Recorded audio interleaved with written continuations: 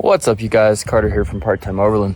Today is a bit of a different video. If you guys follow my channel, you know I normally work on 4Runners these days. Well, this is not a 4Runner. This is a friend's, I believe it's like a 1998 or mid-90s Explorer. And this is going to be a quick video. He let me drive it the other day, and, well, we had a little problem. Let me show you. So our problem is going to be up here in the driver's seat, and maybe if I go like this, you can already see what's going on. I was driving this thing the other day, and the pedal had a bit of a loose feel. It felt like it was really close to the floor. Really bad throttle response. It just felt like it had zero power. Now I was thinking maybe throttle cable. Did some research. That seemed like it could be a probable cause. However, when I went to check this thing, I'll post a little video. I think it's vertical, but I'll post it anyway. For some reason, I don't think the gas pedal's supposed to do this.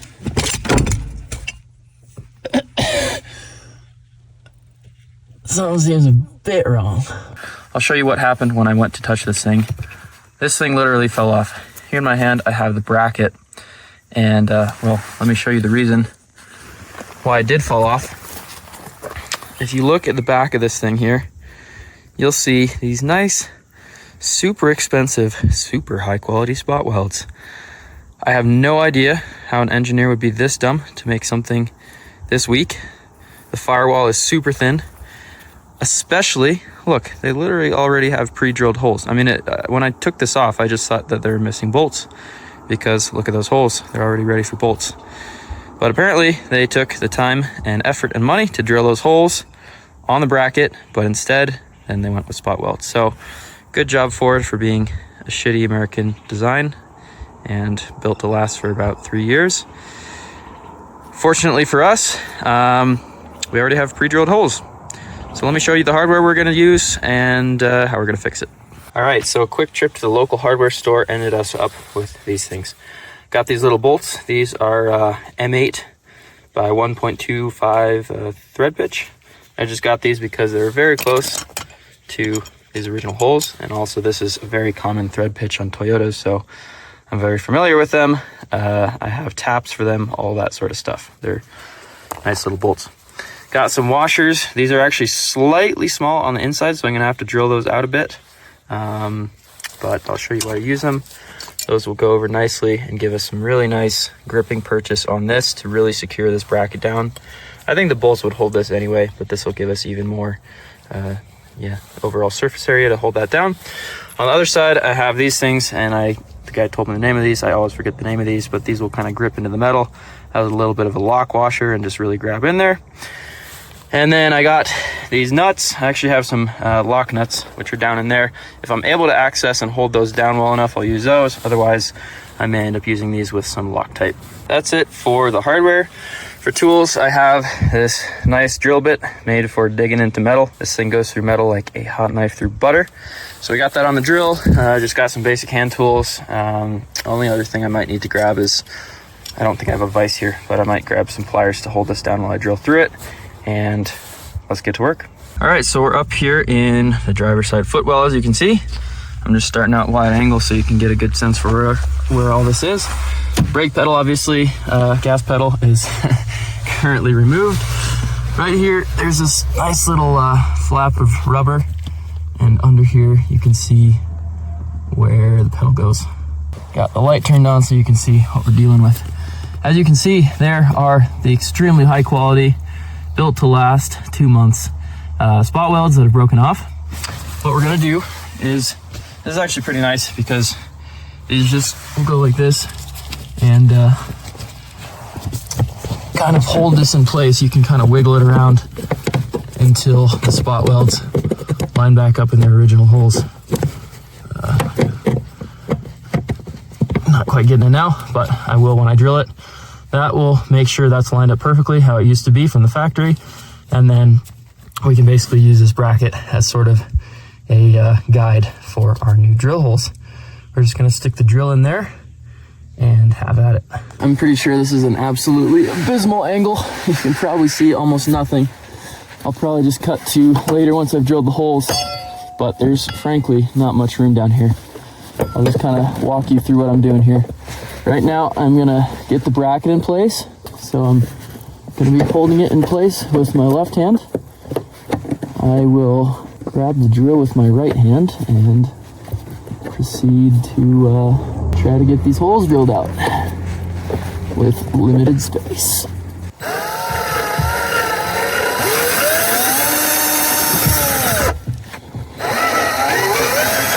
Okay, I'm just gonna put the bracket back on to make sure we're still lining up well. Yep, and that looks good. So time to put on the beans.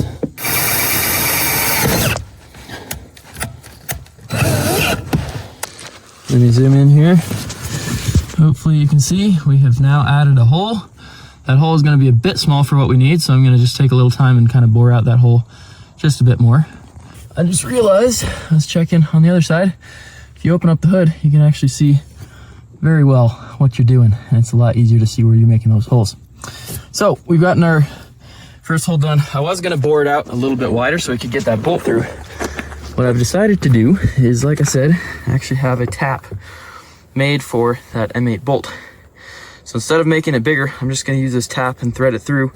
That is very thin metal, so I'm not going to rely on this. I'm not going to rely on the bolt just threading in and holding itself there. I'm going to put nuts on the other side, but it will be an easy way to do this since I already have the tap, and that will, I guess, add some extra security for that bolt to hold onto. All right, I'm just going to try to get this tap started by hand. It's hard to kind of get pressure on this thing while I'm also starting to turn it. I think it's starting to grab a little bit. Shouldn't take much because this metal's so darn thin. All right, we got that tapped. Now, let's see if this bolt will thread. Oh, that fits so well. That could not be any better. I've tightened this bracket up just snug with that one lower bolt. As you can see, unfortunately we don't have the light coming through from the outside now because the bracket's on there. But I'm gonna use this bracket again as, again, a template, and just start drilling that upper one, tap that upper hole, and then we can start getting all the proper hardware into place. All right, so we have successfully gotten both bolts in there. You can see I've put on those big, I don't know if they're flange washers, they're just big fat washers. Now, here is the tricky part, which is if I go outside, go around, I don't think it'll be too tricky. Come on, don't close on me. If we go in here, I zoom in, that, come on, focus, there we go. Down in there, behind those hoses, as you can see, where those two bolts are sticking out. So, definitely gonna be easy to drop the hardware down in the engine bay. So I'm gonna try to reach in there and hopefully not drop the hardware because I don't have any extra. Wish me luck. Okay, so just to show you what I did, I went overkill, really is the answer. But because I didn't have anyone to hold the bolts on the other side from spinning, I ended up going first with the non-lock nuts, just the standard nuts with some Loctite. I'm sure that would be fine, but just because I had the lock nuts laying around, I decided to put those on as extra security, just as a big middle finger to Ford. But yeah, totally overkill. But that's what we're looking at like on the outside. Once again, I go back to the inside. There we have it. Looking all nice and pretty. And this thing is rock solid. I mean, way better, obviously, than it was when I started, but probably way better than it would have ever been from factory. So let's get our little slider thing. This is what goes through the center of our pedal. I'm actually gonna get some grease because this thing is old. All right, got it nice and greased up, nothing crazy, just a little smudgeroo. So that'll help this whole assembly spin a lot better. We're gonna go back under here. That just goes from the left to the right. Then the only other thing you're gonna need to do is just pop the throttle cable right back into there. I'm gonna see if the throttle cable is actually worn out. That was my suspicion from the beginning. But it looks like the little like whole assembly, I don't know if you'll really be able to see that. Yeah, right up in there. Still has a spring on it, and the little plastic grommets and stuff don't look like they're actually in bad shape. But at least now the pedal will be in the right position, so we can put it in, and if it does still have a little slop, then we can work on that part. But let me get this in and we'll see where we're at. Oh yeah, and one more thing I forgot to mention is there's just this little rubber flap which folds over. Okay, bolt is going through, nice and greased up. And now we can get our ratchet. This is a 10 millimeter, by the way. And we can just start cranking this down. Those threads on the other side are fairly small, so I wouldn't crank it too much. And let's see how we did. Throttle cable is not on yet. You can see this is what we're working with. Side to side, there's a little play. I suppose you could probably, I'm sure they sell, like you can probably replace the little bushing inside there and just get rid of that side to side slot, but that's looking a lot better than it was before. That looks like we have a lot more travel. So let's just get that throttle cable in and see where we're at. Well, I can already feel just by pushing this. It starts here, goes in. That is, I mean, that is light years better than it was. Before the pedal was starting down here and you hardly, I mean, yeah. So this is much, much, much better. However, if I pull this back a little bit and if you look right up here, you can still see there's actually a little bit of cable left. Come on, focus there. So I'm gonna go ahead and go grab some zip ties and put it around there just to make sure that we're getting the maximum throttle response possible and that we're opening that throttle body up as far as it'll go. And here we go. I just took that off real quick, added those 2 zip ties, and check out the result. All right, there we go. Normally, if you tap on this and there's any play whatsoever, that'll just jiggle around. You can see there's virtually no play. I mean, yeah, essentially none at all. It's a little bit easier for me to feel it than to show you on camera, but I think you can see that. Literally, as soon as I start pressing, that whole movement is actually putting cable tension, which is exactly what we want.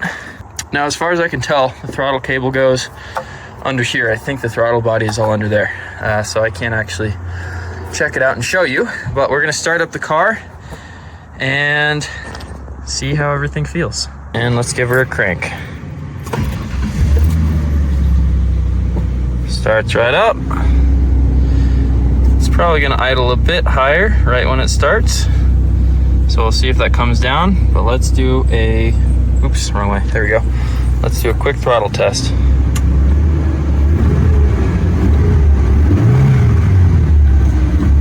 And oh my God, it's hard to, obviously you guys can't feel what I'm feeling, but this thing feels amazing. Like I said, there's zero play. Now, you do want to keep an eye on your idle. We'll see if that comes down in just a second, because there is a potential, if you take too much slack out of that cable, that you're actually pulling on the throttle body even in idle position. But I think because that cable has a little spring on it, you saw that, I think that should be taking up the slack. Right now we're sitting at just above 1,000, so we'll see where it sits when it warms up, but I was not able to do that before.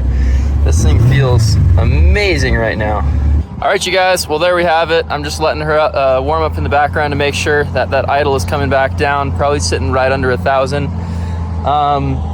But that is a job well done. I would say it took me a little bit longer because I was filming, but even so, I think probably just maybe an hour and a half or something. So it'd probably take like an hour if you're doing it by yourself. We got the bracket back in place, much better than factory, if you ask me, which obviously was the main problem. But also we got those 2 little zip ties in there, which took up the slack, and honestly, that feels like a brand new throttle response like it would from the factory. So I'm super excited. I'm gonna go take this thing for a test drive. I think it's gonna be worlds of difference from where it was before. Before I literally couldn't hardly get any acceleration. Clearly we found the reason why. Anyway, so hope that helped. Stay tuned. I will be coming back with more 4Runner content as usual. But there we have it. Ford Explorer, fix the gas pedal. By the way, Ford, don't do that shit. That's just cheap and lazy. Hopefully you guys do better. Thanks for tuning in. I'll catch you next time back on the trails. Peace. Just a quick update from several minutes later. You can see the engine temperature is about to start climbing. It's probably, I don't know, 150 or 140 or something like that. Not all the way hot, but even so, RPM is sitting, I don't know, like 600 or so. And here we go. Here, let me throw it in neutral real quick.